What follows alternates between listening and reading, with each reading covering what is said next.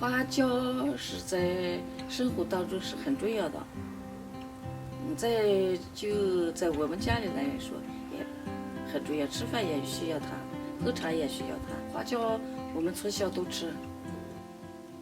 This is our homegrown Sichuan pepper, and Sichuan pepper is a really essential ingredient in Chinese kitchen, really essential spice, and it has spicy, tingly numbness to it, which is very unique, I think, for Sichuan pepper. And it grows on a tree, and it can be harvested once a year. And when you harvest, you obviously harvest the pepper, but you can also harvest the leaves, so you can also use the leaves. So out of a tree you can get the Sichuan pepper leaves, and then the peppercorns, which are actually not the ones you use for cooking, and the shell, which is what you use for cooking. And in this video I'm going to introduce how Sichuan pepper is used in this province, in Qinghai province, and maybe particularly in this village.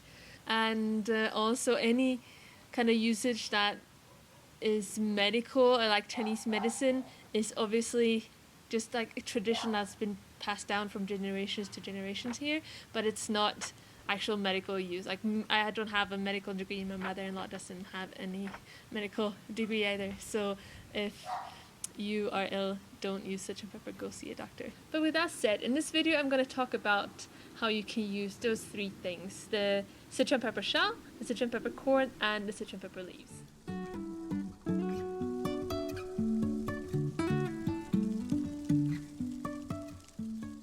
So contrary to a lot of other peppercorns, it's not actually the corn you use the shell usually when you cook. One way is to use it as it is, like whole, you don't grind it.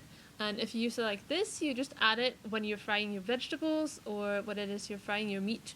And while you're eating, you also pick out these, because you don't want to eat them. So you just want the flavor from them. So when you're eating, you're just picking them out, which I find is quite a hassle. So one other way you can do it is you add this to your hot oil before you start frying. That way the oil will take on the flavor. It's a little milder. It's not as spicy and numbing as it is if you add them and leave them be while you're frying your vegetables. But the oil will still have this kind of flavor, so you pick them out before you start frying your vegetables, and you don't have to pick them out while you're eating. So another way to use the shell is to grind it into powder, and that's the most common way we use it here when we cook. Just add it like any other pepper to the dish you're cooking.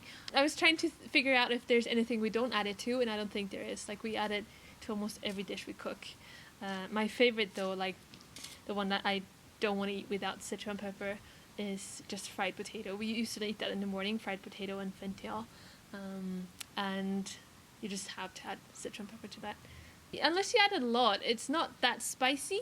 It's just like a tiny little feeling of that tingly spiciness and kind of fuller flavor. I think this is known usually for its uses together with chili, but that's not the most common way to cook it here. Obviously we have a lot of chili in the food we cook too, but it's not as spicy as those traditional Sichuan dishes. And the Sichuan pepper powder is also used for a bread called youtiao, an oil bread, an oil cake, and you add it in the dough, and that makes the dough rise faster, and it also, according to my mother-in-law, makes it a little crispier, a little crunchier, just a little nicer. And speaking of bread, when we make the Chinese breadstick called sansa, we also add Sichuan pepper water. So we first soak them in water and boil it for a while, let it simmer, and then you let it cool down, and then you use it just instead of water. And that supposedly makes it easier for the bread to rise, for the dough to rise, and it also makes the breadsticks crunchier.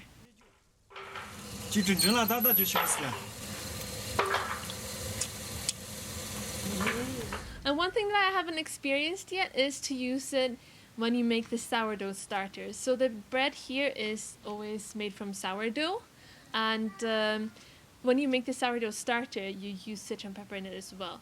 But my mother-in-law makes that like every 7 years or so, so I haven't seen it yet, although she has promised she will make it this summer, so I can be there and see it. And then the Sichuan pepper leaves. So the Sichuan pepper leaves can actually be used very similarly to the shell. And if you don't have any more shell, you can actually use that when cooking as well. It's not as strong, the flavor, but it's still there. So it's a good substitute for Sichuan pepper if you've run out. When my mother-in-law pickles her vegetable for the winter, she also adds Sichuan pepper and the Sichuan pepper leaves. And that adds both some nice flavor, and it also looks really nice because these are red and then the leaves are green, and it's really pretty if you pickle, for example, cabbage. So another usage that goes for both the leaves and the shell is that you can use it as a kind of Chinese medicine, and for example in foot baths or when you make tea. So when you make Sichuan pepper tea, I will link to one way to do it, which is a little bit more complicated. The easiest way is to add Sichuan pepper, then some tea leaves and ginger, and you just let that simmer for a while. 这个红茶呀，我们西北地方就是很寒冷呗。一般这个茶在冬天我们叫热窝茶，那个喝的话就是驱寒，身上的寒气，那个就是喝上到外面出去热一些，是那个意思，在抑制发感冒。Close the curtains, brew some herbal tea. Oh, peppercorn. If you wonder what Sichuan pepper tea tastes like, this is tea, Sichuan pepper, and ginger. It is kind of spicy, almost a little Christmassy if you are familiar with Christmas flavors. Because of the ginger, I suppose. The flavor that lingers in your mouth is actually that kind of tingly numbness, but it's not very strong. It's very, very mild, and I think this is really delicious. And by the way, remember that if you don't have any more peppercorns, you can also use leaves instead of the corns, and they will be even milder.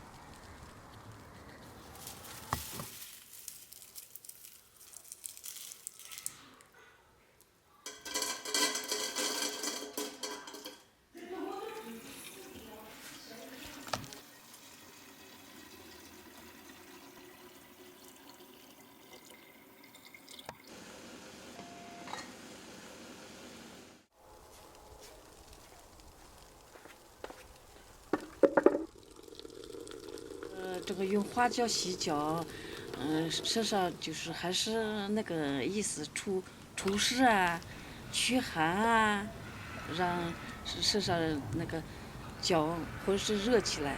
我们西北的这个风很硬，就是生骨头的那一种风，所以用花椒水洗脚、泡脚就起那些作用。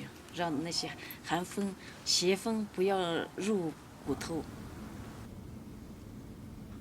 So another special usage here is that when you had a baby, like a newborn baby, you wash it in Sichuan pepper water. And it's not just Sichuan pepper, it's Sichuan pepper and mugwort together. So you wash it with that, and then you have to rinse it with clean water afterwards. But apparently it's really good for the baby and for the baby's skin. 我们在这儿是 花椒跟艾叶，他们用这两种，炖的水，温度放好就洗婴儿，一直是这样用这个。我们农村嘛，以前我们在家里生孩子，不到医院，就用这个，7天啊、10天啊，半个月啊就洗一次，就是这样洗，是还是保护孩子的皮肤，哎，是这个样子，对孩子有很好的作用。 因为我们一直是用这个洗。 Then we have the black corns, the little seeds, and they are actually not used in cooking that much. There are two usages that I know of, and that's either to use it to make oil, but to make any substantial amount of oil, you would need a lot of them. But what we do in our family here is that we add them to our rapeseed, and then becomes part of our rapeseed oil, but it's so tiny compared to the amount of rapeseed, so you can't taste it afterwards. There's no Sichuan pepper flavor to our rapeseed oil. And then there's another funny little way we use it, which is that for the Mid-Autumn Festival here, we make a special Qinghai mooncake. And for one of the mooncakes, there's a little snake on top. And the snake has 2 eyes, 2 black eyes, and those eyes are Sichuan pepper kernels, Sichuan pepper corn. which is a little funny thing. But before you eat them, before you eat the snake, you take the eyes out, because these can be really, really hard. So when you're cooking, make sure you don't add them. Like, try to get rid of all of them before you fry, because if you bite them, you can hurt your teeth. And that's some of the ways we use Sichuan pepper here in our village. And I am quite in love with this spice, with Sichuan pepper. So if you have any other ways to cook it or to use it, please let me know. I'd love to try. And also in the description box, you can find links to videos I made when we're actually harvesting Sichuan pepper. And it's very beautiful. I love the Sichuan pepper tree. It's called huajiao in Chinese, which means flower pepper, and I think that's a much better word than Sichuan pepper. But now this video is over. Bye! 谢谢，我感谢花椒，来自这个大自然，给人们给了很好的作用。